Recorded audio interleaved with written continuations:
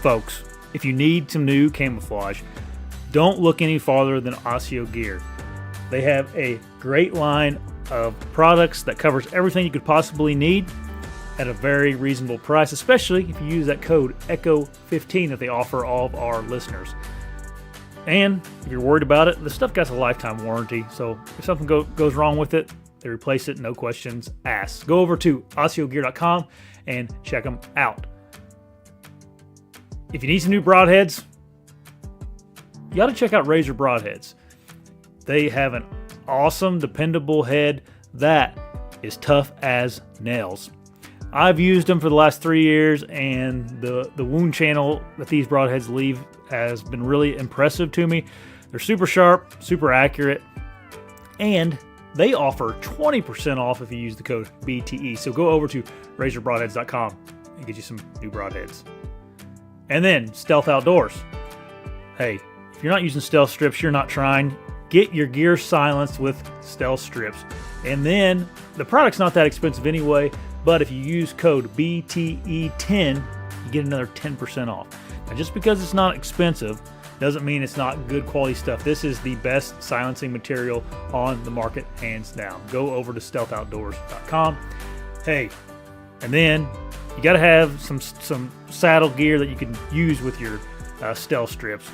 The guys over at Latitude make all kinds of great products, and right now on their website they're offering 20% off everything. Their Method 2 saddle is actually 30% off. And then if you get over there and the sale's over or something, you're listening to this later on, use your code BTE and you go ahead and get 15% off everything.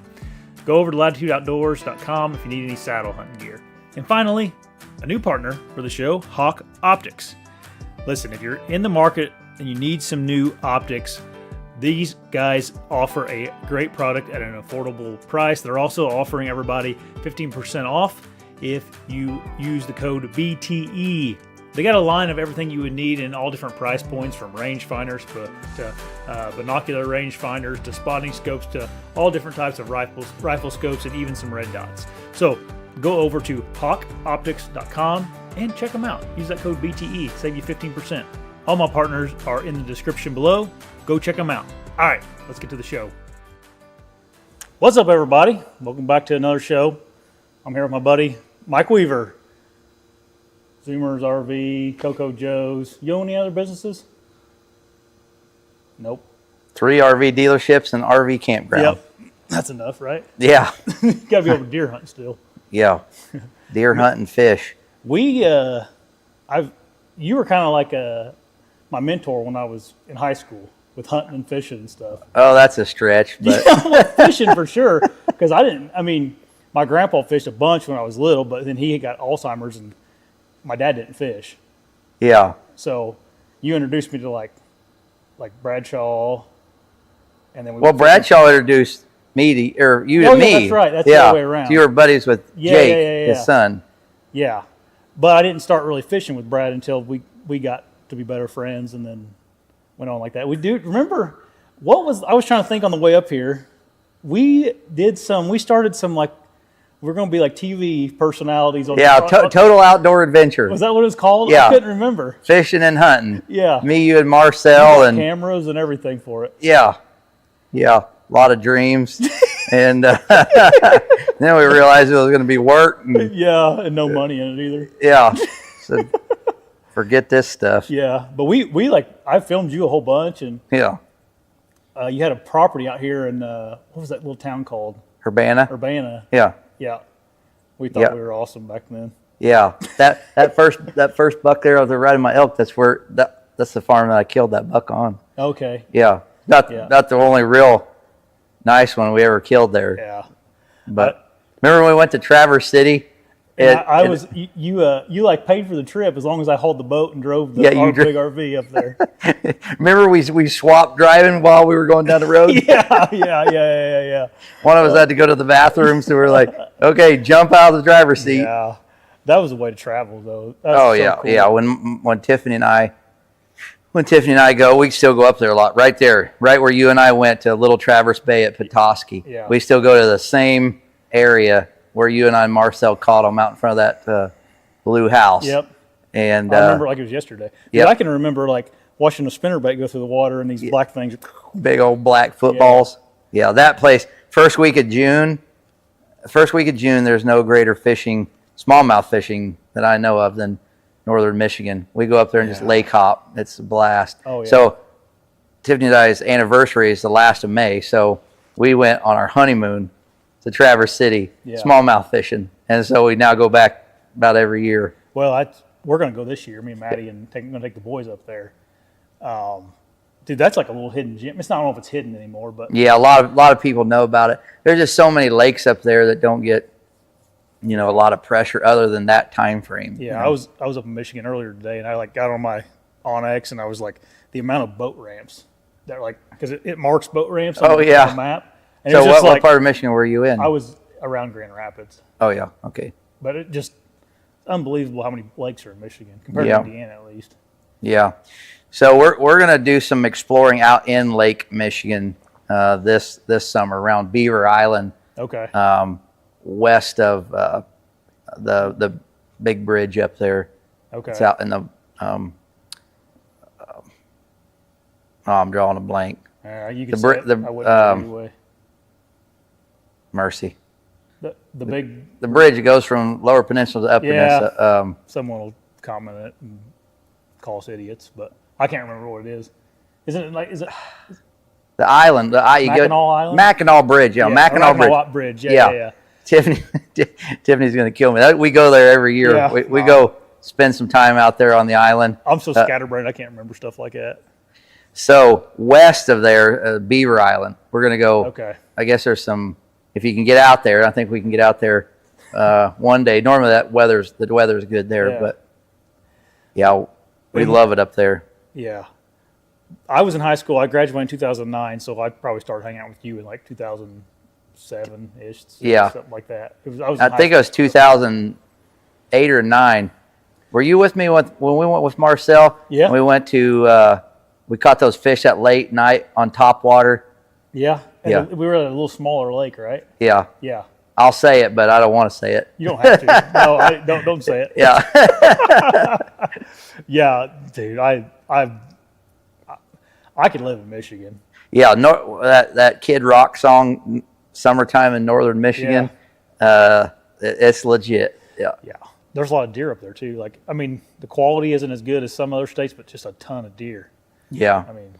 I just got a lease north of Coldwater in Eaton County, and man, there is like a trainload of deer on this farm. Yeah. It's an Amish family, and the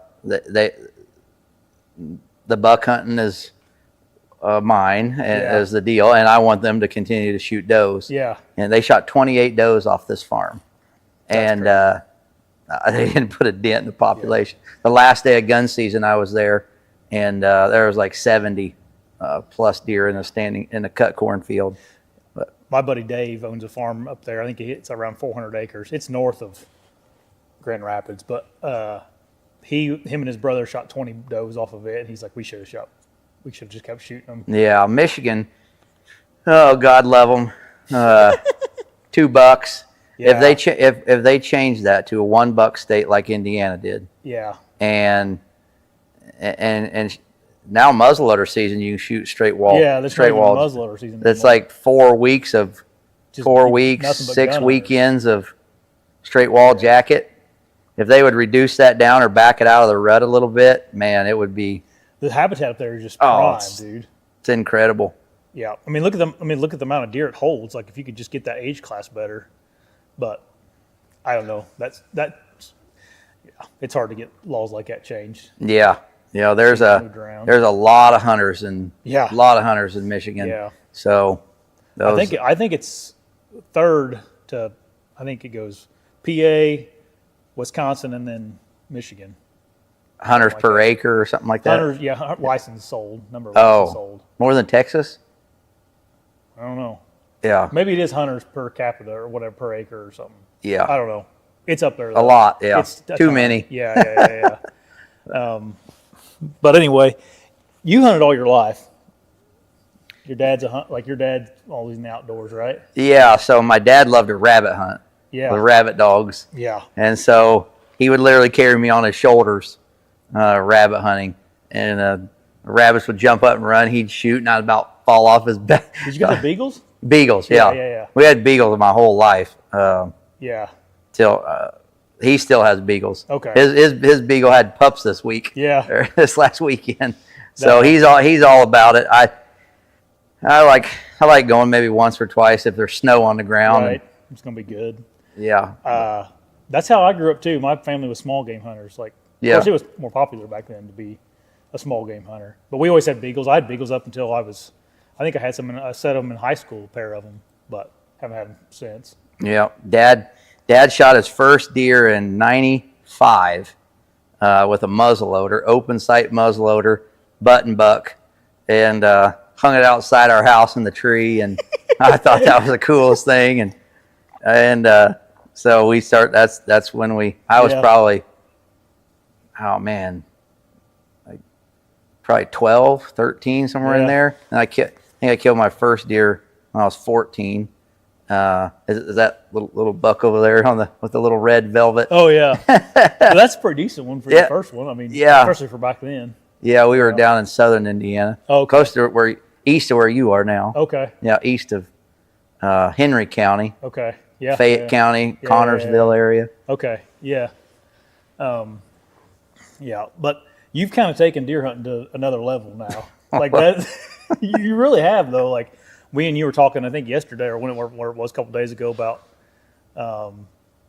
just the amount of deer big deer you've killed on the back wall back here. I think you guys can mostly see them back there. And this is just from 2000. That's up to 2018, right? Yeah, 18. From 18 till now, they're all at my house. Yeah. What? I guess a good place to start, Mike, was like, when did you like turn the corner on killing big deer? Like, because we weren't killing deer like this whenever we were in high school. Like, you know what I mean? Yeah. So 2006, I shot that one real nice one I killed over there in Miami County, and then a few of those I killed. Back then. Yeah, there's three. One down there in the corner was 2008. And, fifth one over was 2009, and then I killed Mr. Crab there. That was about 2010. I shot that one down by. Yeah, but we were just killing like a deer a year though. Like how many deer did you guys kill last year? 11. Yeah. Yeah. So well, that was just back then. It was just Indiana. Yeah, right. And we had just permission. Pretty much permission. I bought my first farm there, and probably about the time you shot that buck that I filmed you shoot. Yeah. That's a funny story. Remember, you were filming me. Yeah. But, yeah. But that morning, you pulled my bow up all the way to the top, and it come unhooked, and it dropped. Yeah. And it was Matthews, like a Creed or like Z7 or something like that. Or who knows what it was. Yeah. And dropped it 25 feet out of the tree. We pulled it back up, tested it. Yeah, it was good. Then that buck walked out. And I'm like, that's the one you wanted to shoot. I was like, here, take my bow. And remember you shot. Yeah. You shot that buck with my bow. And yeah, we were pretty much the same size. So. Yeah. So that would have been, that's the first farm I bought in 2008 or 9. Yeah. And I sold that. I sold that farm to flip it to I have the bigger farm now. Right here close to Wabash County. Yeah, we're just across the road from it, really. Yep. Now. So bought that farm in 2011 and started leasing a lot of ground and got, I don't know how, I probably got 4,000 acres in Indiana now. Yeah. Either that own or lease. And a good thing. I mean, EHD hit Wabash County this year. You were saying it devastated your area. Pretty bad, and it hit early too. Like typically it's August and September when it really seems like it hits. But this was July 1st when I noticed that I feed about 6 ton a week deer feed, and I put out on the Sunday or Monday, and it's gone by Thursday or Friday, and I put out my typical 6 ton of feed. And it just sat there, and nothing. I mean, trail cameras went dead. It was it was kind of scary. And like I said, I got that drone last fall. Yeah. And in February of 24, I had 446 deer on my farm. Okay. And in September, I had 30. October, we got up to about 40 some. And so November, over 90% of the deer died, probably. Yeah. Golly. So after season was over, I just flew. I'm back up to about 110 deer. Yeah. But we didn't hunt the farm, not one time. So we just kept feeding them and trying to protect them and get them healthy. Get them the ones that are still healthy enough to get them through. So was it just dry up here this year? Is that what caused it all, or? It's a lot of speculation. Yeah. Everybody has their own idea of where these bugs come from. I've heard every idea from cows being shipped up from Florida and Louisiana. I think there's probably more to that than many of the other theories that I've heard. In Miami County, I have an 1,800 acre lease in Miami County. Yep. And you know where it is. Mm-hmm. And for years there were multiple booners killed on that property. Mm-hmm. And new guy bought it. I was able to lease it, and he's a cattleman. And first fall, I'd already killed my buck, so I just loaded up with trail cameras and big deer everywhere. And I was so excited for the next season. And he brought in hundreds and hundreds of cows from all different parts of the country. Yeah. And that next summer, EHD wiped out the whole deer herd. I had 19 cameras on that farm, and in 90 days, I didn't get a single picture of a deer. Gosh. And so we've just been, it's been the same way. I mean, we're just watching it. We're just letting it build back. So who knows what we talk about everybody talks about CWD killing deer. Dude, EHD seems like it's 10 times worse. 10,000 times worse. I mean, it doesn't matter what, Illinois, Missouri, Iowa, Indiana, now Michigan. I just leased a farm, another small farm, just a few miles from the bigger farm that I leased in Michigan. And in September, I walked it, and there's a dozen dead deer. My buddy's farm over by Grand Rapids, close to where you were today, he's got 400 acres. He had 5 shooters that made it through last season, and they wiped them all out. They killed every one of them. And that's not typical. Yeah. I mean, southern Michigan. Right.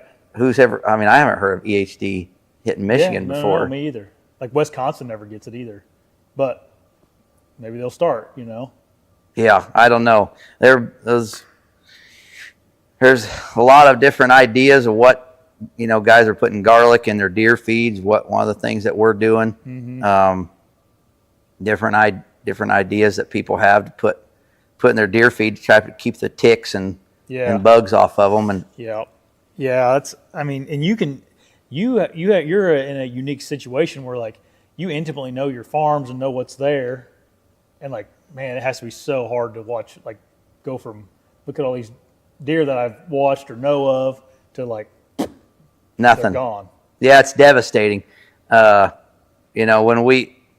it's Mother Nature. I mean, it is what it is. You can cry about it and be a victim, or or go. I mean, for me this year, so my wife and my daughter Allie and myself and my son Liam, we try to kill, and my buddy Marcel from Michigan, we try to kill 4 or 5 bucks in Indiana, and I kind of feel like semi-responsible to make sure those 5, we get 4 or 5 bucks, and that's a lot of pressure. Yeah. And then, the farm that we've killed 3 mature bucks off of a year for the last couple years just gets wiped out. We literally had to start over. Yeah.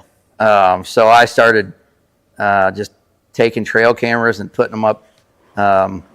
That farm we were talking about over there in Miami County that you and I hunted. Yeah. Went over there and put up some cameras, and was pleasantly surprised that what was running around over there. Yeah. And so Tiffany, Marcel, and Allie were able to kill their bucks there this year. Oh, okay. So you guys still did pretty good this year. Yeah, yeah. I killed one early, again over a county over, and found them late summer and put together a plan. Those mobile blinds on those trailers. Yeah. Every buck we killed this year. Yeah, every buck we killed this year was out of a redneck or a Banks blind, and 7 out of the 10 were in mobiles. Oh, nice. And anyways, it's put a mobile blind in where, I mean, there's no place, not one place for a tree stand or a ground blind anywhere. And killed him on the second sit. 315 pounds. His body was so big it made his rack look little. But. Yeah. They don't care about them things then, huh? My cousins have some. That's what they say too. They're like, man, they don't even look up in them sometimes. So I have my own theories about them. Okay, what is that? I believe it's because they're on those legs, and at eye level, they can see right through those legs. Yeah. And it doesn't register that it's danger. You can see, you set a ground blind on the ground. Yeah, and they notice that immediately. Yeah. And I've even set like a redneck blind on the ground, and same exact reaction. I mean, even if you have all the curtain, have all the windows blacked out, they know something that's not right. They still look right at it. But those mobile blinds, a redneck or a Banks blind, on those mobile trailers, they got the 5-foot stand with the little legs. My belief system is that they see right through those legs, and they're not seeing anything of danger. And once they get used to it, on any property that has elevated blinds, they get used to those rednecks pretty quick. And then you put them on a trailer, and you can just pull them around, all over the place. And that blind was in there about 45 days. Yeah. And I had a Banks water tank 40 yards in front of it, and he was hitting that. It was hot. It was 80. Oh, yeah, that's right. The night I killed it was 84 degrees. Yeah. It was hot. But those Banks water tanks they're the deal. Have you used them yet? No, Yeah. No, I've seen them though. I know what you're talking about. Yeah. What's your favorite box blind? Like, is there one you like? Because I know you've tried a bunch of them. Yeah. So had rednecks forever, Yeah. and nothing negative to say about them. They're amazing, and we sell them. I sell the rednecks and the Banks blinds. I really like the windows in the Banks blind. They're super smooth and they're big and wide. The Banks Stump 4 360 Phantom is probably my favorite blind. I believe the windows are a little bit better, the doors better, and they're wicked tough. Like I had one. Did I send you that picture? I had one fly off a trailer going down 24, 70 mile an hour. It didn't surprise me. Yeah, I didn't have it strapped good enough, and that thing did about 6 somersaults and then got down on its side and rolled like a pop can, like probably 1/8 of a mile. Rolled into the ditch and like a little bit of road rash. That's it. Yeah, I sent it to Mitch Banks, the owner of it. Yeah. I sent it to him, and he's like, "That's just incredible." They're super tough. The Banks blinds are super tough, and they're very airtight. They have one vent at the top and one vent at the bottom, and on the inside of those vents, they have a carbon fiber disc, and so. Like something being scent lock or something. Yeah, like a filtration carbon disc. Yeah. And in addition to that, I hose it down on the inside. I spray that disc with nose jammer. Okay. So any air. Yeah, you like that stuff. You've always messed with nose jammer, haven't you? Yeah. You think it works? Or helps, I guess? Well, I tell people this: if I leave the house and I forget my binoculars, I'll probably go on hunting. If I leave the house and I forget my rangefinder, I'll probably still go hunting. Yeah. If I leave the house and I forget my nose jammer, I'm turning around and go back home. Do you mess with scent control stuff then, or like what's your scent, like your regimen? What do you do?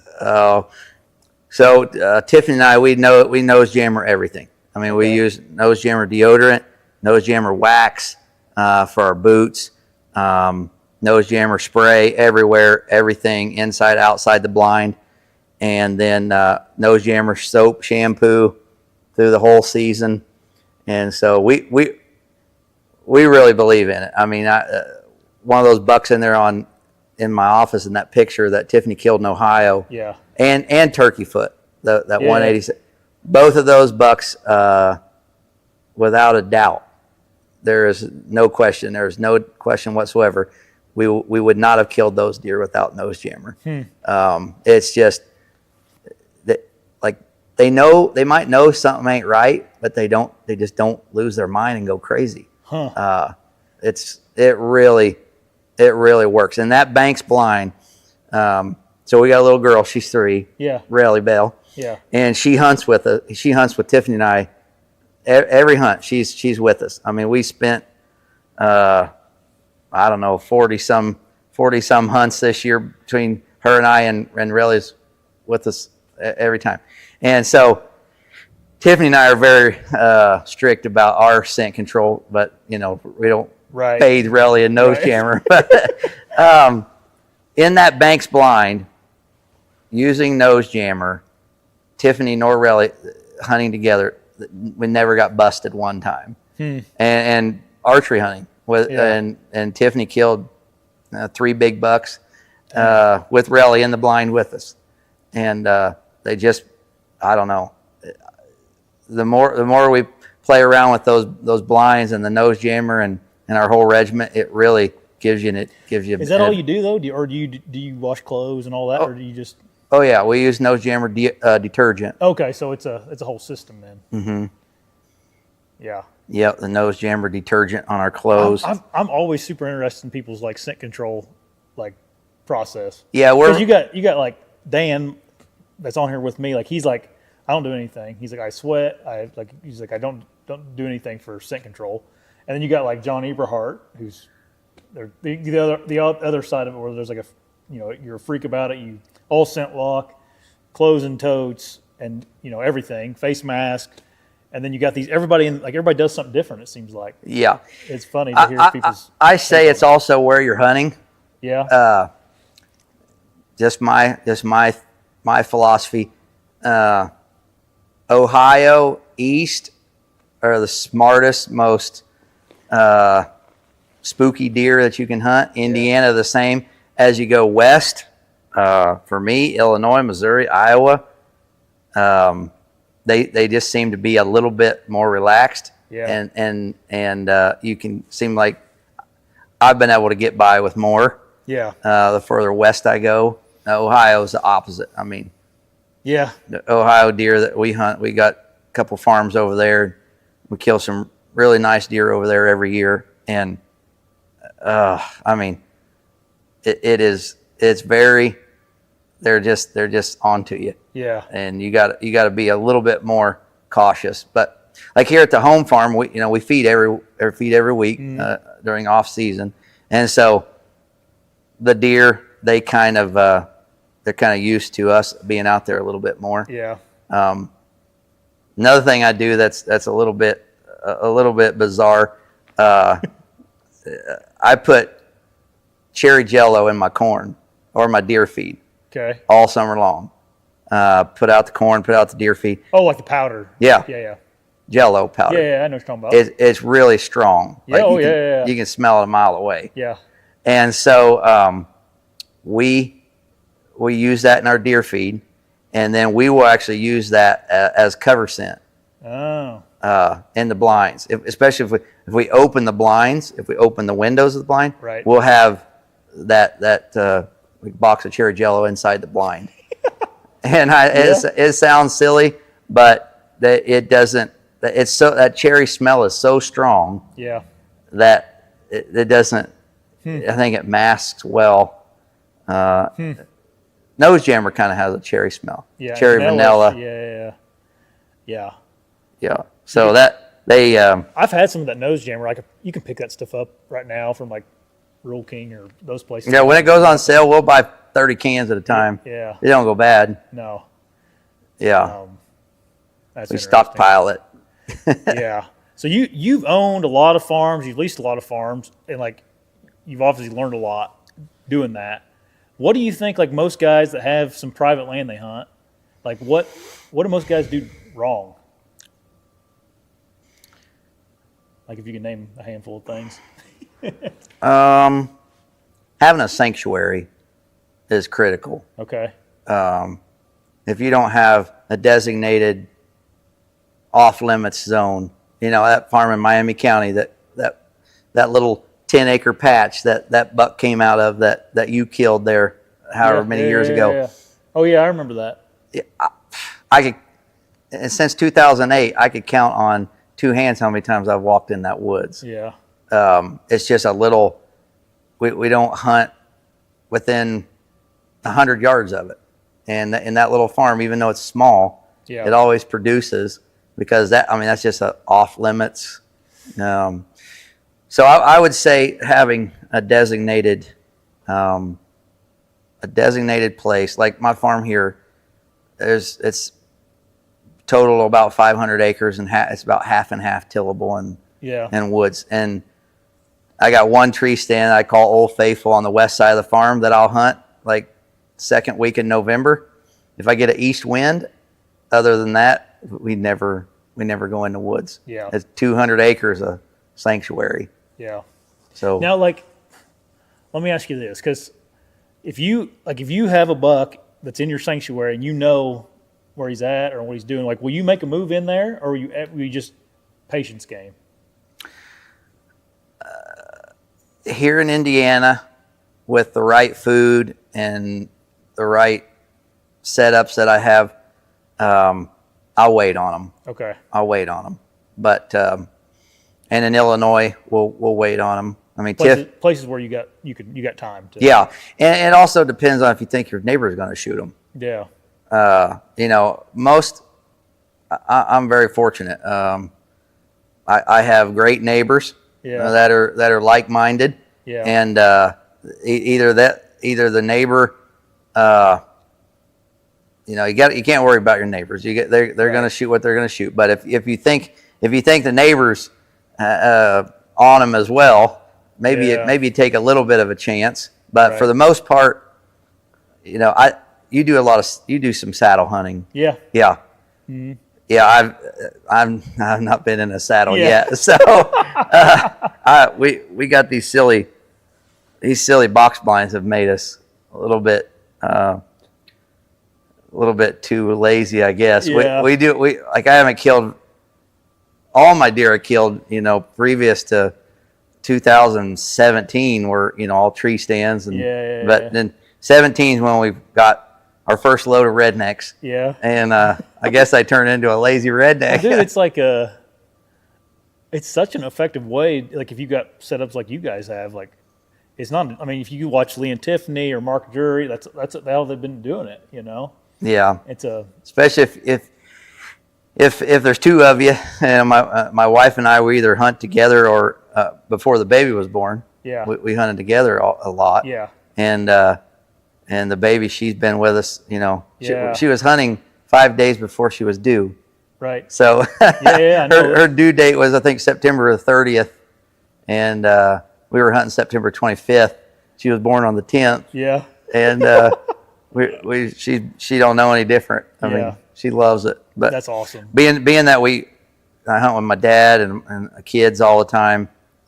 One of the boys or one of the girls.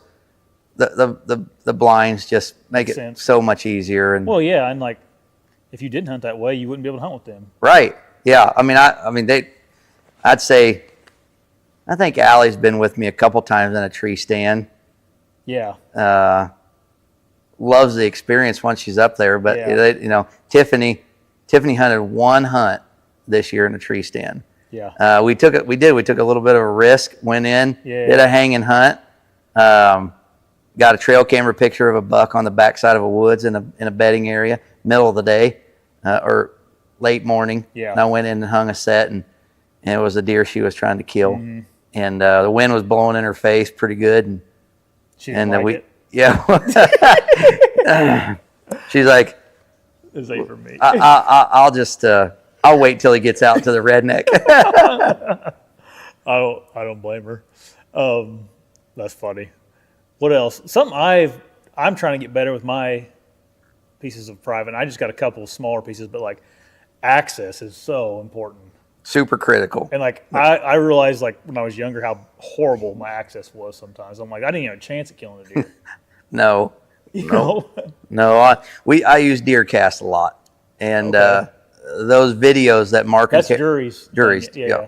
Yeah, that's another super important piece of our. I've memorized those videos that they've done on there with the moon and barometric pressure and cloud cover and the gap between the daily average and all that stuff. I mean, if you can grasp what Mark and Terry teach in all those videos on DeerCast, it will completely change how you deer hunt. Yeah. And I mean, being able to predict, the best days and the changes of the moon, the 7 days leading up to the full moon, the 7 days following, the best evening, the best morning hunting, evening huntings before the full moon, morning huntings after the full moon, and vice versa on the new moon. Yeah. It's just, DeerCast has also been a huge pivot for us. We changed a lot of what we do based on, and so you started talking about access there. I think in one of the videos, if I'm not mistaken, someone asked Mark, what's the number one thing that you guys have learned in the last 30 years? If you can narrow it down to one word, and that was his response: access. Yeah. And so when I look at farms to lease, I love Northeast access. I like to be able to come in from the Northeast and ideally pull the deer from Southwest and Northeast. So with those mobile blinds, I love a L-shaped woods where the ag field is on the north side and the east side of the timber. Okay. When the sun's setting in the west, that east side of the timber and the north side of the timber shades first. So I feel like that naturally is where a deer would choose to be. Gotcha. is in that shaded area early in the evening. Yeah. And on our farm here, the east side of the big block of timber is where I have all my some of my best, the sets that we've had the most success in, and I did it before I realized, why. Yeah. And so the east side of a block of timber and the north side of a block of timber will shade out at 4 o'clock in the afternoon when the sun doesn't fully set till 6 o'clock. Yeah. And so if the deer have their choice, instead of being out in the bright sun, they would choose to be in that corner. Yeah. So with a mobile blind, setting it out in that ag field, soybeans or corn, at about 65 to 75 yards from that inside corner, and being able to access from the north, come right in the back, especially standing corn. Yeah. Coming in the back side of the blind, and then waiting on a southwest wind, which is how you would want to hunt that setup, is deadly. I mean, 6 out of the 10 bucks we killed this year is that exact setup. The exact setup. It's like you can repeat the success. Yeah. Like I went to Michigan, and I probably overpaid for this farm that I leased, but it has that exact configuration. And I just went there and talked to the owner, and I said, "Where do the deer come out at in the evening?" And he right there where you're thinking. Yeah. Yeah.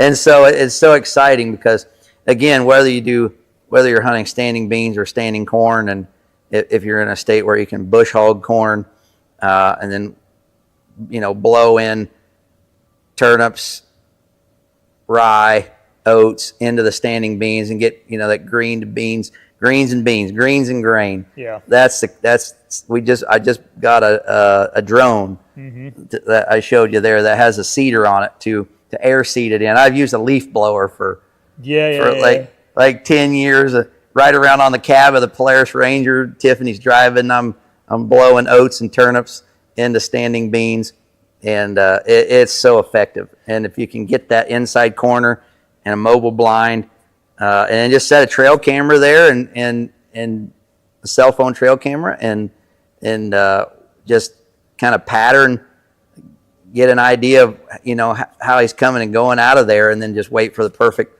high pressure, perfect moon, cold front. This year, I've had deer casts in the past. It's not very expensive. It's cheap to have. It was like $20 a year or something. Yeah, I recommend getting the top package because you get all the information. And you can get the forecast, longer out forecast. Yeah, like 2-week forecast. Yeah. And you get deer cast track or deer track, and then you can also see the landowners. Yeah. On deer cast maps. Yeah. But I got it because I want to optimize my time in the woods because I don't have as much time as I used to. Yeah. And so when Maddie be thinking about the week, she'd be like, well, okay, we got this, this, and this. What's a good day? What day do you want to go hunting this? Is there a day you'd rather go hunting than not go hunting? And I'm like, look on there. I'm like, yeah, I'm going to go Tuesday because of these reasons. Yep. And then we can kind of work around that because I used to be able to just go anytime I wanted to. Right. But now you can't because you got kids and other obligations, other responsibilities. So I did use it a decent amount this year. I didn't kill a deer in Indiana, but cell phone trail cameras and deer cast is completely predicts when we do about anything. Yeah. Drone, that's a big thing right now. Everybody's talking about drones. Yeah. How do you use yours? You're a guy that has one and uses them. What benefits do you see them? And do you feel like there's any lines that can be need to be drawn for drone use in deer hunting? Any rules or anything? Yeah. It's an don't put a gun on it or anything. Yeah. Drop hand grenades. Yeah. I was watching a podcast a while back. I forget who it was, but they said I wouldn't care if I could shoot them out of an F-16. I'd shoot them. Right? It's no matter how I kill them, as long as I get the buck I want. I don't remember who it was said that, but it cracked me up. But yeah, I'm like, if you're not dropping hand grenades out of a drone, and a lot of people have said it makes it unfair and da-da-da. It's the greatest tool ever invented for inventorying deer. Yeah. Right now, I can bring it to your farm, 500-acre farm, whatever. We can fly it in, 30 minutes. We can count the deer. We can count the squirrels. We can count the possums, coyotes, turkeys. We can count how many does you got, how many bucks you got. We can inventory. It's a great management tool then. It's incredible. I mean, all the inventory management flying that I've done for customers, or not really customers, just friends of mine. Yeah. Buddies down in Indianapolis and, up by Fort Wayne and different places. None of them are accurate in their guess. Yeah. I say, before we start flying, how many deer do you think you got on this place? Under or over usually? Both. Okay. Both. Just depends. Yeah. I probably got 50. We fly it and there's 175. Yeah. Or I got about 50 and there's 10. Yeah. Those 10 deer just make laps around their trail cameras. Oh, yeah. But we haven't flown yet and someone be accurate. So it's interesting. Like you and I were talking about earlier, what you don't know that you don't know. Yeah. Until you fly a drone over your property and count the deer, you count the button bucks and the 1-year-olds, the 2-year-olds, and 3. You don't know. Yeah. And so I use base camp leasing a lot. Okay. Yeah. I know what you're talking about. Yeah. And so on base camp leasing, you have an opportunity to put down $400 to hold a property for 7 days. And that 7 days gives me a chance to go fly it and see what's there. And it's saved me a lot of money. Yeah. I've burnt quite a few $400 here and $400 there. Yeah. But the farms that I have gotten have been, I know what's there and know to pay the Yeah. It's worth what they're asking, because leasing is expensive. I mean, yeah. And a lot of states, it's now, 40, $50 an acre. Yeah. And you don't want to lease a place that we think there's deer there. Right. Yeah, I can see that. That's interesting. I don't think much about. I mean, I don't think about them too much, I guess. But I haven't really thought about how beneficial they would be for people trying to manage for deer. Like, you hear about drone recovery. Yeah, so that it's pretty, in the states that we can do it, Ohio, Indiana, and Missouri. Unless we watch the deer tip over in the field, we don't go blood trail it. We just go get the drone, put it up, zip it over in the general direction, and it's incredible. I mean, Tiffany's Ohio deer this year, she hit it just a little bit back, and perfect. Right when she shot, it took a step kind of to the side and hit it back, went right out the other side, perfect, and we thought it would be dead in 10 minutes. We went and got the drone, and it had went down to the edge of the creek, and we seen it, it was still alive, and we seen the exit wound looked perfect where it came out, and went to town, grabbed dinner, did a few things, came back, put the drone back up, zipped it back, and he had expired, and we went back there and got him. And previously probably would have pushed that deer, right? And it's definitely a great tool for that. I mean, and they can't hide from the drone. Yeah, I mean, there's just, especially after the leaves come down. Yeah. That's why inventory is so great in January and February. Mm-hmm. They can't hide from that drone. Yeah. Most of the time you got to fly. Ideal conditions is when it's raining. Okay. Raining, super overcast. So if the sun's out at all, it makes it harder. Makes everything red. Yeah. It's warm. Yep.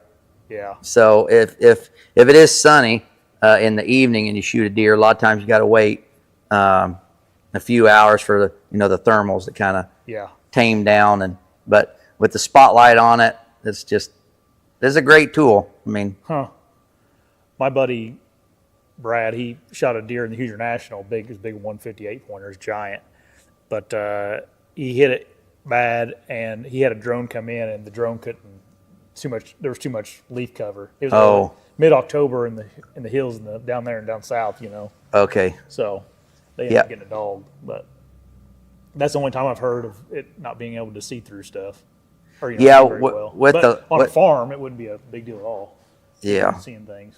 With super heavy canopy of leaves, it can be tricky. It can take some time. You gotta fly around till you get a right angle and pick up a little bit of a heat signature, then just make laps till you can get a little hole. We haven't lost any because of that, but I can see where it'd be tough, especially down there with such a lot of timber. Yeah, a lot of big trees and stuff.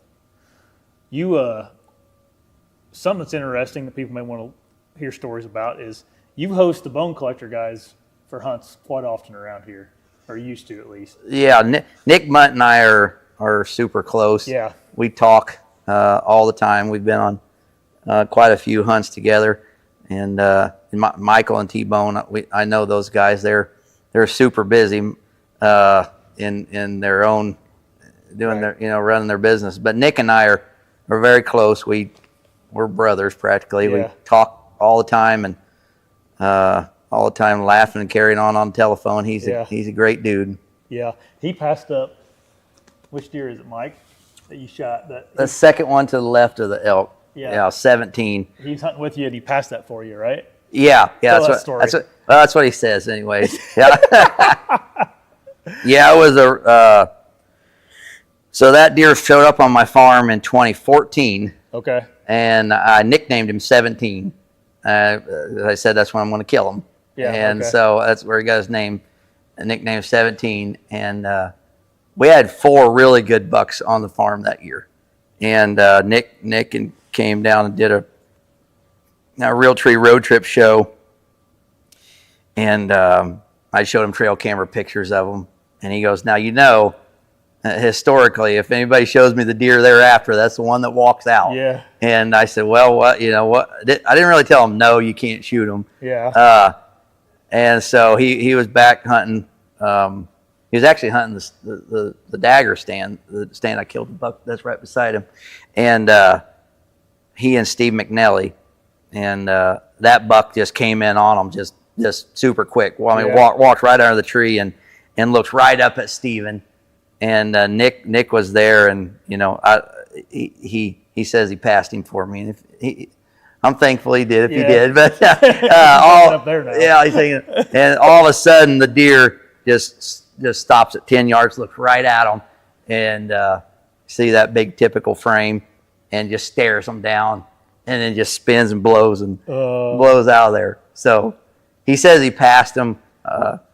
We'll go with that. Yeah. Passed him, spooked him, whatever. I'm thankful. Yeah. I remember you had Edwin Waddell, and then I can't remember Jason Heathcote. Yeah, which was our cameraman or something, a producer or something. I can't remember what he did exactly. Yep, both. Yeah, but I just remember Edwin was like the nicest guy ever. Yeah, and Maddie came over to your old house that you had what do you call them, booths like from restaurants up in your had dinner up in the man cave. Yeah. And we were just sitting there kind of by ourselves, and Edwin just like walked over. He's like, "You got my sit with you guys?" And he talked to us like we were his grandkids or something, for an hour sitting there. Yeah, all stories and stuff. All those guys are awesome. Edwin, he's a fun guy to hang around with. Yeah. That was a long time ago. Yeah, that was probably like 13 years ago. Yeah, 2012 or 13. I was going to say it had to be like 11, 12, because it was when I was in college. I was still living in Wabash. Yeah. So it would have been in that time frame. Yeah, Jason Heathcote shot a big old ugly 6-pointer on the last night. I remember that. And they seen some dandies that week, and it was cold, wasn't it? Oh, it was freezing. Yeah, I remember that. It was torture. Yeah. Oh, that show was funny. Edwin, he always had some funny cracks about the cold weather. Yeah. And they're from Georgia, so. Yeah. Their blood runs a little bit different. Yeah. And then you know Mark Jury pretty well too, right? Like you. Yeah, we're friends. Yeah. He you got a kind of a cool experience where he let you kind of show him around a farm or yeah, he bought a farm in Missouri, and the first time we ever met at dinner one night through Nick Munt. He said, "Yeah, I just bought that farm. If you want to hunt it, you're welcome to, and tell me what you see." And I shot an old 8-pointer there called Crispy, a big old deer, body wise, and they're great people. Yeah, he just seems like, I love listening to Mark Jury talk about deer. Yeah, like just the knowledge he has about them. Yeah, I asked him one time how much it would cost for him to be my hunting coach. Yeah. I'd pay whatever it costs. And he says, get Deer Cast Ultimate, which I did, and I'd take every bit of it. Yeah, there's so many guys that are, all the Lee and now Josh Bomar and all those guys. I love listening to those podcasts.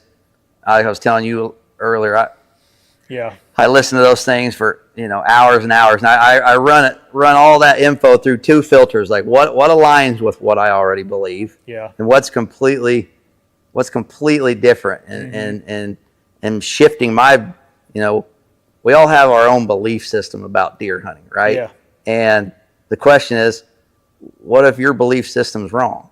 Right. What will it cost you if it is? If you are, it costs you opportunity, and so I never want to come across as thinking that my way's the way, because anybody that does say that, they're probably not. Probably there's well, and like everybody's situation's super different too. Yeah, you know what I mean. Yeah, hunting public land versus private land hunting. Yeah, Ohio versus Iowa or Ohio versus Missouri. I mean, Illinois versus Indiana. It seems to me, just my experience, not that the deer, even though they do the same things, they react differently, like, calling or decoys and stuff like that. Yeah. I love using decoys. Yeah. I love it. We used to do decoys back in the day. Yeah. I've had a lot of fun hunting with a decoy. There's a short window where a buck decoy by itself works really well. And then, like, probably the last few days of October into the first part of November, and then I'll start just using a doe decoy by itself. But man, in Ohio, never put a decoy out. No, never had. Too spooky. Huh? Too spooky. Yeah, they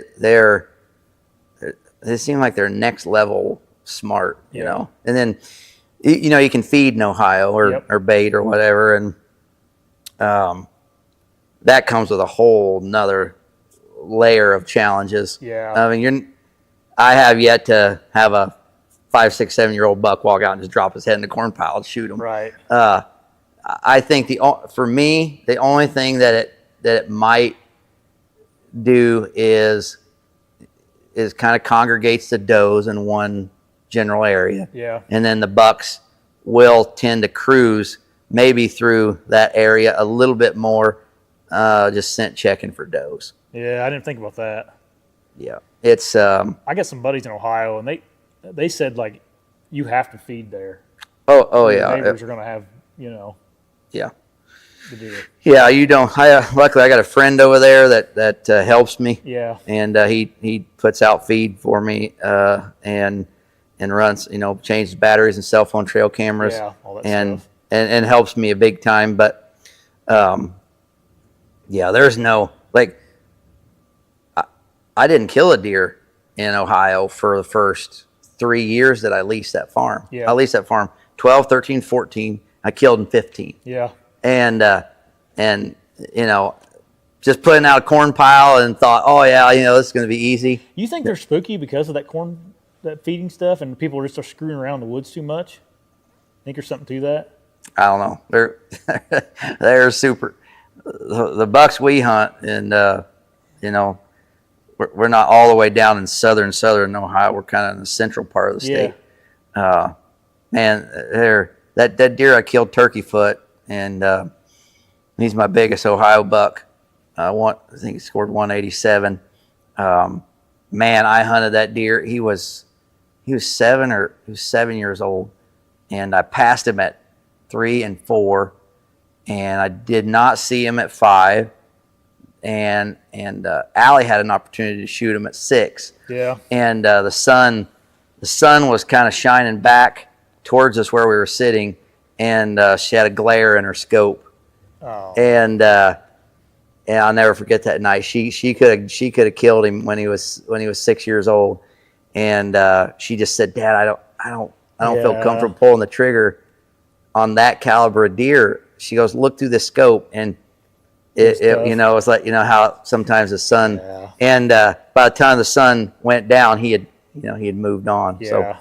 So thankful she didn't take a bad shot, but right. So that was our only opportunity at him at 6, and then I killed him at 7. Yeah. With a bow. So it was. He was super smart. That sucker was. I didn't even think about. You're right. I've killed one deer in Ohio, and it does seem like those deer are just on edge a little bit. And I wonder if it is because of the feed and how much people probably. And people, most rednecks probably go and put a bag of corn out, and they hunt over it, and they don't move, and they probably are in there all the time messing with it. And, yeah, there's definitely strategy to baiting. Yeah. And but it's again, I've never had a buck just walk up, drop his head in the corn and shoot him. Yeah. But, well, Dan is real big into. He likes to bear hunt, and he likes to do it himself. It's like a game, that bait with those bear. I'm assuming deer probably very similar. There's a strategy to it, and there's a rhyme to his reason for everything with it. Yeah. There's I like to be, I set most of our stuff at like 50 yards. I would rather the bait be almost outside of bow range. Okay. I would rather it be at 50, 60 yards than at 20.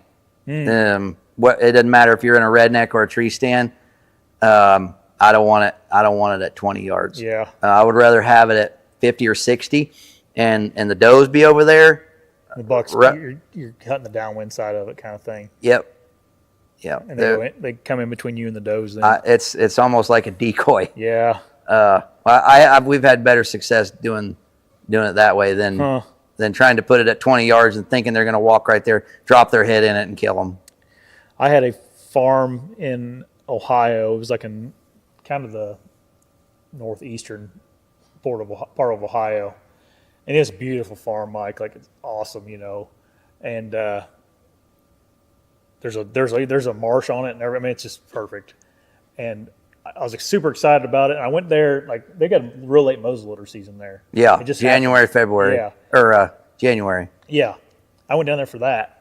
And I'm like, man, I'm going to kill a nice one down here, And I get out there, and I'm like, man, something's odd. I just didn't, something was going on. And I kind of look over to my left, and there's this Amish man sitting on a bucket with just an orange hat on top of his head with a muzzleloader. And he's like, and I'm like, oh no. I drove 6 hours to go hunting, And I walk over there to him, and I'm like, hey, how's it going? He's like, oh, hi. He's like, me and my brothers are doing a deer drive in here. And I'm like, gosh. But that was my one experience on private land. I just hunt some public land now, but. Yeah, Ohio is a fantastic state, man. There's, the only state in the country where I think there's 3 confirmed 300-inch bucks in the last 5 years. Yeah. And, I watch social media during the rut, and it's just ding, ding, ding, ding, ding, Ohio. Ohio's a good state. But, and, the tags aren't that expensive. Yeah. And $1 state. Yep. $1. That no guns during the rut. No, that's right. And the gun season's super short as far as the straight wall jacket season. I wonder if, eventually they're going to, I don't know if they'll, well, no, CWD's already been found in Ohio, right? I think Florida's the only place that hasn't been found for the most part. I don't know anyway. I just wonder if they'll ever get rid of baiting there. Would you rather not have it during season? Is it too big of a pain? Yeah, either way, it wouldn't matter to me. Take it or leave it. Yeah, I mean, if you have the right crops. Yeah. If you have grains and green, it either has to be nothing. It has to be yes or no. Yeah. You couldn't have guys doing it, still doing it, and that would mess things up because the guys that would cheat and still do it would have all the deer piled on their property. Specifically, again, that's all the does.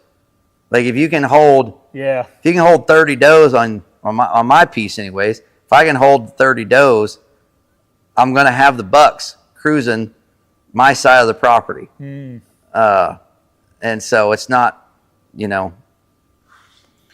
early season. We this year, Liam and I killed same night. Yeah. Out of a blind, and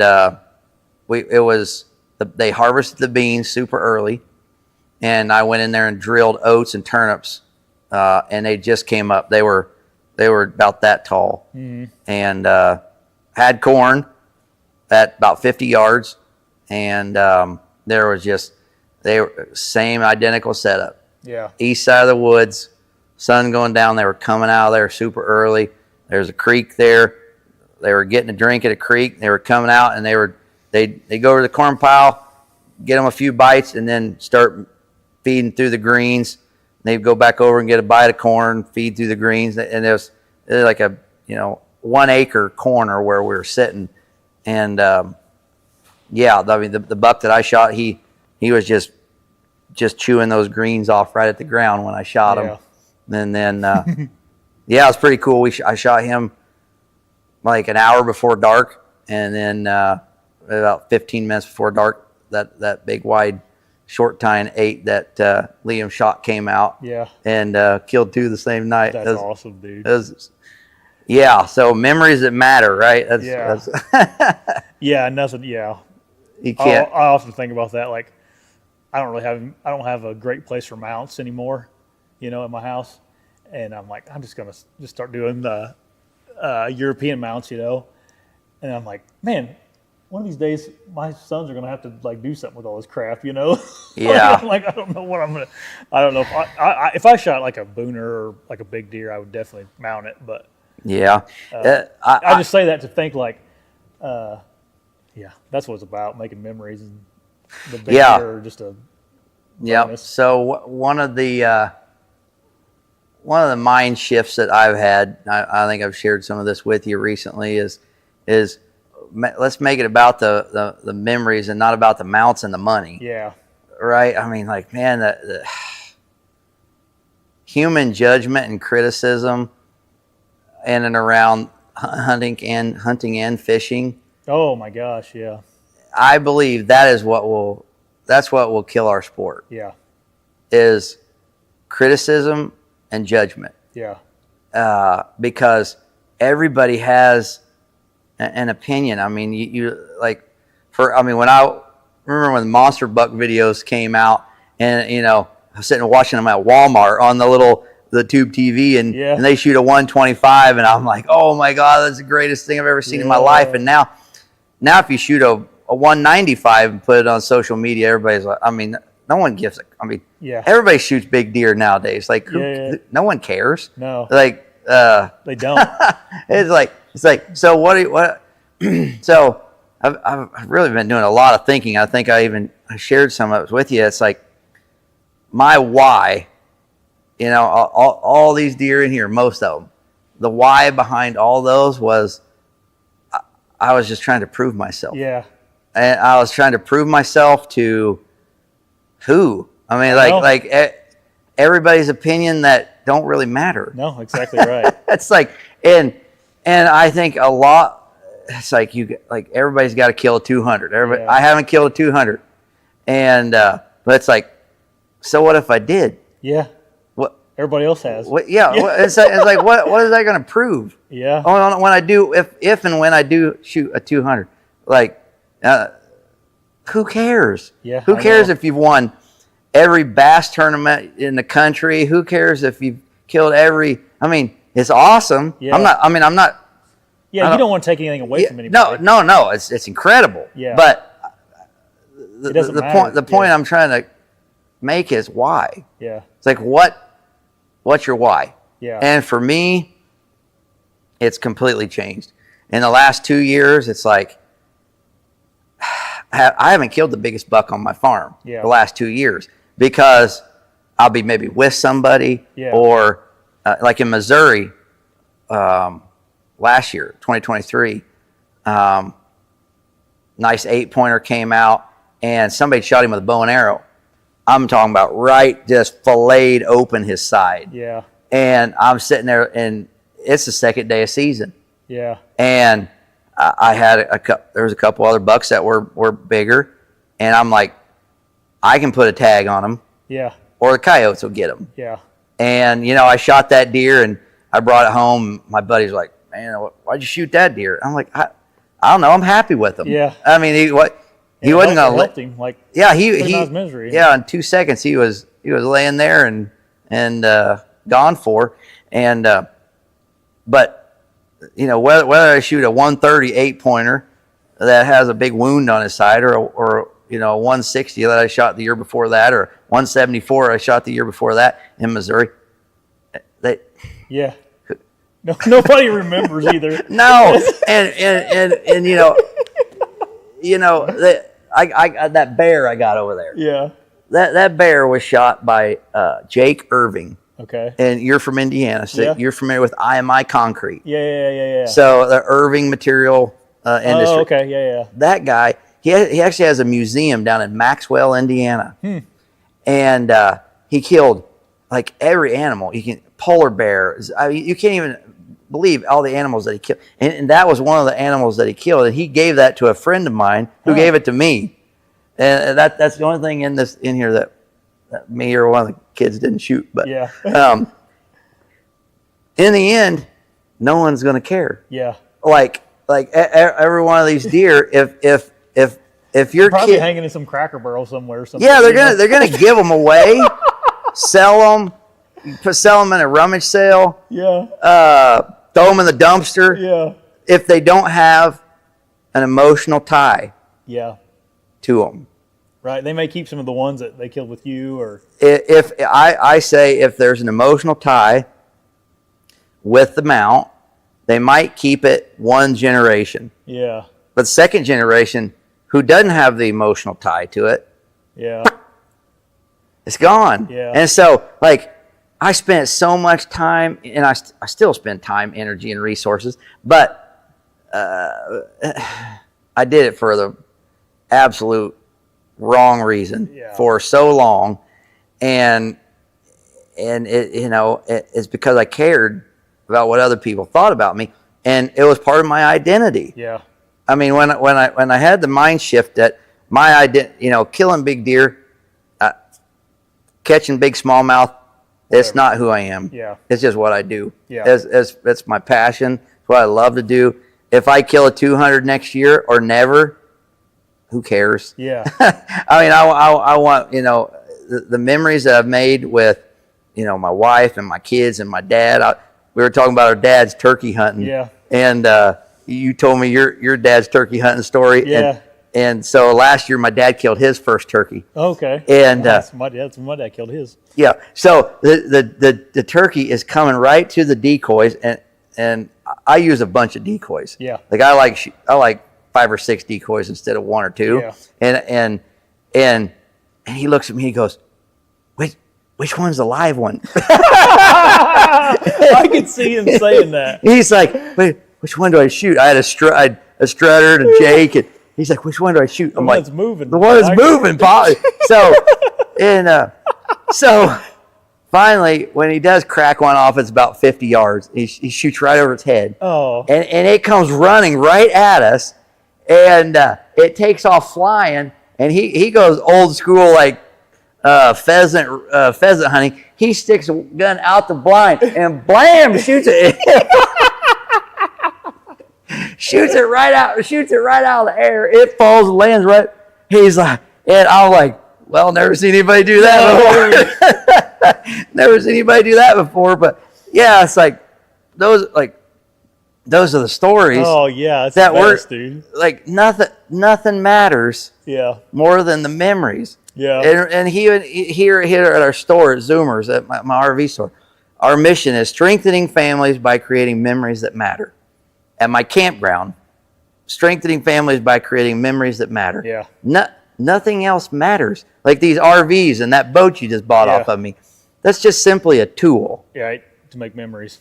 That's right. Yeah. It's all that matters in the end. I mean, like it's kind of sad to think about it, but on your last day on this earth, hopefully you'll be surrounded by your kids and your grandkids and maybe your great-grandkids. Right. What stories will you be telling? Yeah. And then the question is, all those memories that you have from fishing and hunting, would you sell those to me for any dollar amount? No. It's like if I had a couple $1,000,000 here cash, and you could sell them all to me. Is there any dollar amount that you would sell them for? No, because Okay, so that's what I'm talking about. Nothing matters but the stories that you can sit around and tell. I mean, like the hunting and the fishing and the camping and the being outdoors. Those are the stories that you tell around the Thanksgiving dinner table. And if you couldn't tell those, like all this stuff, what's the point? What's the point? And so for me now, the mounts are simply a talking point to trigger a story. Right. I mean, when you point at any of them deer and you come to my house and point at any of them, I got a story to tell you. Yeah. And other than that, they don't mean anything. No. Yeah, it's funny. And we were talking earlier in your office about, like, dude, when we were younger, how little, like, you thought you knew everything. We were talking about a particular person, but, like, dude, we don't know nothing. Like, what was your analogy? 10%? Like, you have to say, I don't remember it exactly.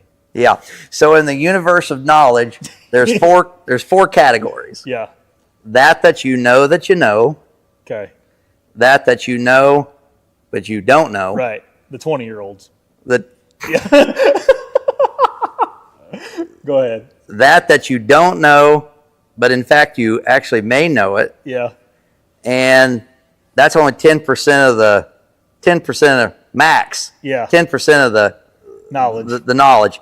The 90 percentile is that you don't know that you don't know. Yeah. That you really don't know. That you really don't know. That you don't even know that you don't know. Yeah.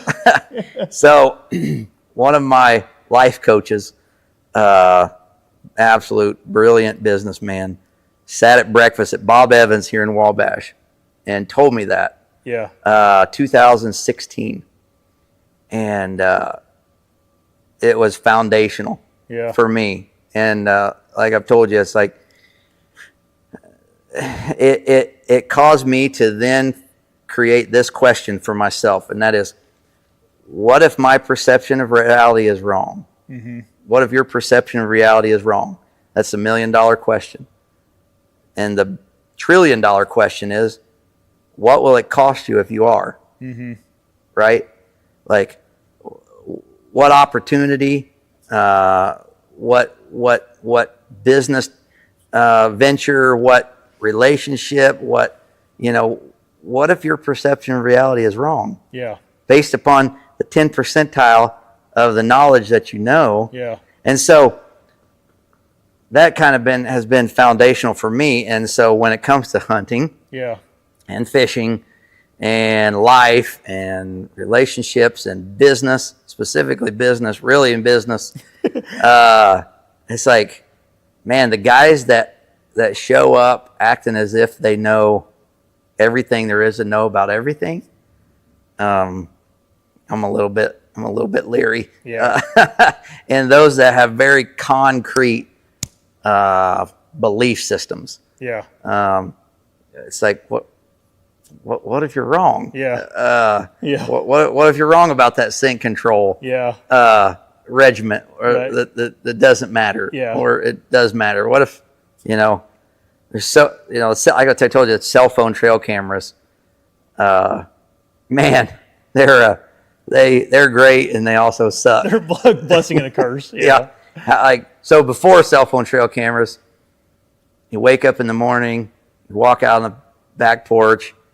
It's maybe a little mist and rain, more cloud cover than you thought, wind's blowing from the opposite direction, and you make this thought process, oh, that big buck ain't gonna walk by my tree stand this morning. And you didn't know any different.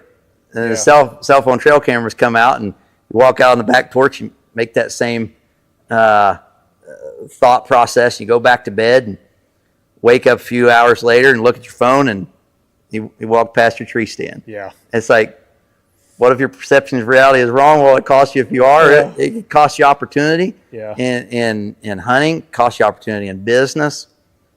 And it's the whole hiring life coaches for me has been just changing my belief system about everything. Like, we all have our own identity.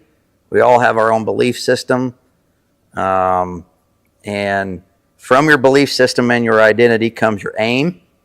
From your aim comes your thoughts.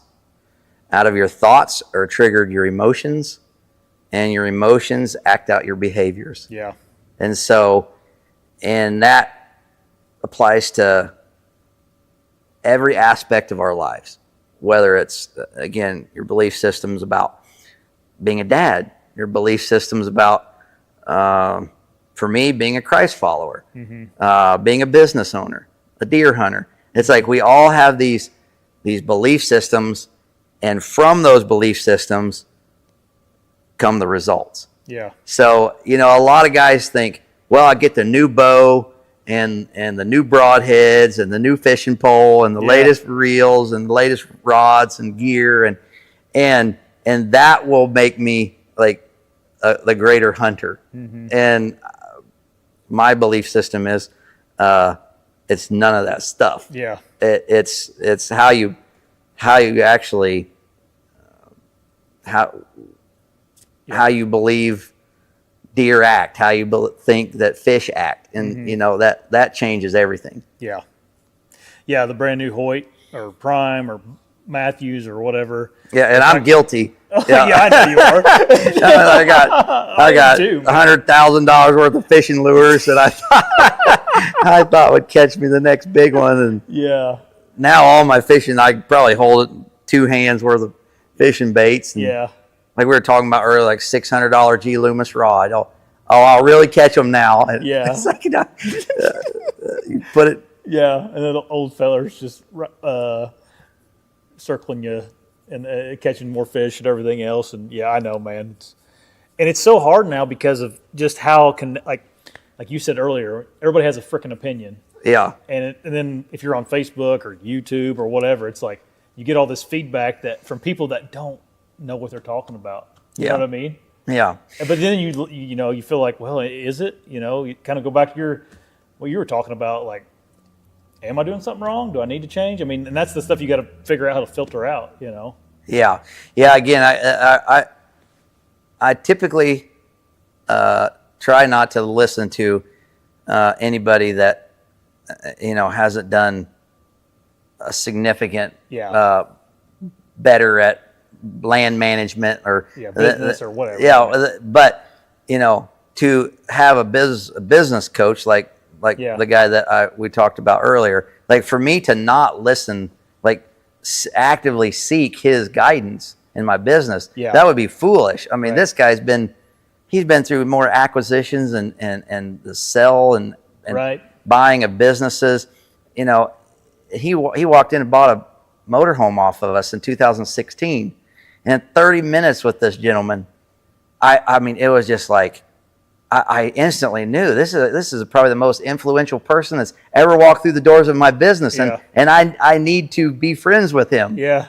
And thank God he had mercy on a hillbilly RV salesman like myself, and kind of took me under his wing, and we have breakfast once a month or every so often, and man, he's just a wealth of knowledge, and I just that you don't know that you don't know. Yeah, right. It's like that keeps you real humble. Yeah. In every category. Yeah. And to just seek back to what we're talking about with the, listening to the podcasts and stuff.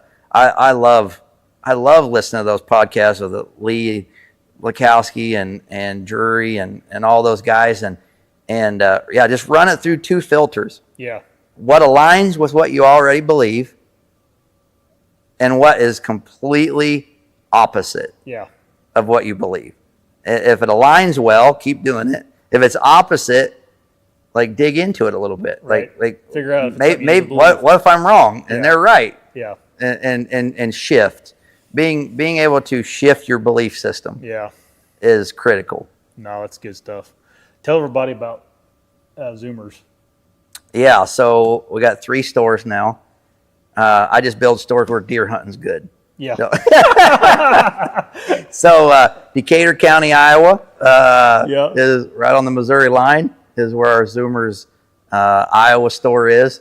So we got a farm just in Iowa and just in Missouri.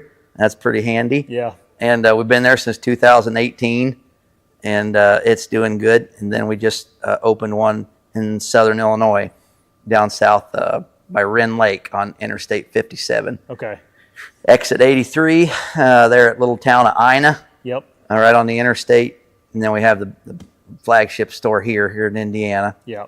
We're just southwest of Fort Wayne. Yeah, Wabash here on Highway 24. So zoomersrv.com is majority of our business is online generated. Yep. And I say if we don't have it, you don't want it. Between our 3 locations, we have every brand of towable RV that matters in the entire industry. And we do sell a few used boats here in I bought a boat off Mike today. In Indiana. I love to fish and love dealing with fishing boats. So pontoons or fishing boats, about all we deal with. Yeah. Yeah. Yeah. And then you got Coco Joe's. Yeah. So 2020, bought I think your wife worked there, didn't she? Yeah, like a long time. I mean, high school. When she was high school. Yeah, Bozarth. Yeah. I think you and I maybe went out there 100, 100 years ago or 10 years ago. Yeah. And so bought that in 2020 and spent a significant amount of time and energy out there fixing it up and putting in swimming pools and all kinds of nice fun stuff. Yeah, we got 311 families out there. Yeah. It's all seasonal. Yeah. So we know everyone. Everyone's kind of like a family. Yeah. And so we, again, witness every day dads and moms investing in their kids and strengthen the family bond. And that's what it's all about. If I had an opportunity, I'd like to have a dozen RV resorts there. Yeah. It's fun business. Yeah. Is there still a little restaurant in there? Yeah. Yeah. I thought there was. Yeah. So that's fun time. Yeah. All right. I got to get home. I got a 3-hour drive. So yeah, been fun, man. Yeah, it was. We'll do it again. I'm coming up in March. You're having Don Higgins here. Yeah, at Coco Joe's at the campground. Yeah. Yeah, he's coming. He and stuff. I think Wes okay. is his right hand man. Yeah. Okay. He's going to be doing seminar type talk. And so, had you said that was your birthday? Yep. Yep. Well, there you go. Happy birthday. See you back on your birthday. All right. Thanks, everybody.